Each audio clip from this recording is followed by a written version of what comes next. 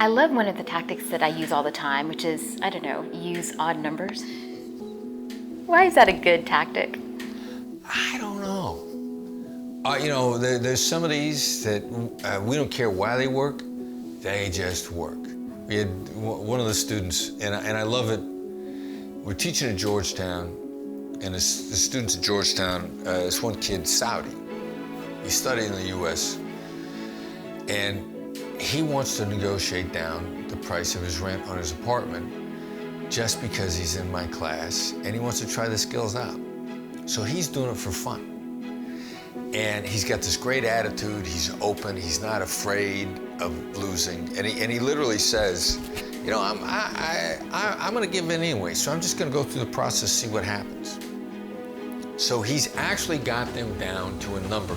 They sent him a request for a rent increase. The number he now has on the table is less than his existing rent, but he's still not gonna give up. Because he says, I'd accept that, so I gotta try some more. And so while he's sitting there with the rental agent, he says, hey, give me a piece of paper and a pencil. And the guy hands him a piece of paper and a pencil. Now, he already had an odd number in his head before he asked for the paper and pencil. I don't know, I think he wrote down his birth date, he wrote down the recipe for his favorite food. I don't know what he wrote down.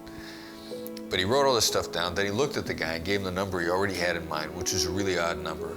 It was like the rent was supposed to be $2,200, and at this time he was like $1,973. 24 cents. And 24 cents. He writes this down, he looks at the guy and he says, how about $1,973? And the guy looks at him and goes, you must be an accountant. And the kid is not, but he goes, I am. And the guy says, okay, we got a deal. I love that. It's silly. After I read that book, I changed all my proposal prices. And I tell that tactic to all my friends, and for some reason it works, because I think in the book you talk about people just think that you've really thought about this number again and again because that's your last number, and they usually accept it. Yeah, it just seems like it's, very well thought out, like there's a lot behind it.